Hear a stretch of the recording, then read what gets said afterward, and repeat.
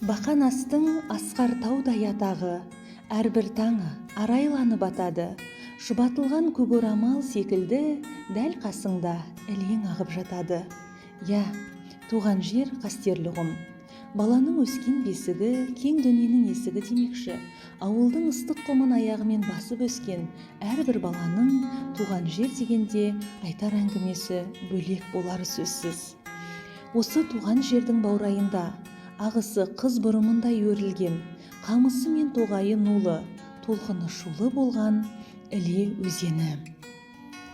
Ұлтарақтай болса да ата қоныс жер қымбат деген мақал әр адамның жүрегіне терең ілтипатпен алынатын мақал. Туған жердің табиғаты да бір ерекше. Өлкеміздің сарша тамызы, бұлбұлы сайраған көктемі әдемі ғой. Самайдан желкілдеген көшкін жел де бір алып. Ақ меруерттей көмкерілген біздің Іле өзенінің табиғатының көріністерін суреттеп жеткізу мүмкін емес.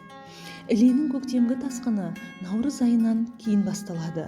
Күзде оның суы азаяды. Таяз болатыны соншалық, қыркүйек пен қазанда мал жүріп өтуге ыңғайлы аяқ өткел пайда болады. Ал Іленің жазғы көріністерінің суреті тіпті ғажап.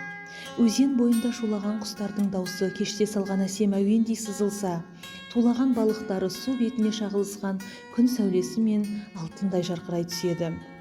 Бұлдыр-бұлдыр ақсағымға оранған, ақ шағыл құмдары бетіне көрінген, бетпақ далаға тарам-тарам сағалары мен нәр бере білген су баға жетпес байлық. Осы байлығымен ауданымыздың халқын өнеркәсіп, мал, егін шаруашылығымен қоректендіруде.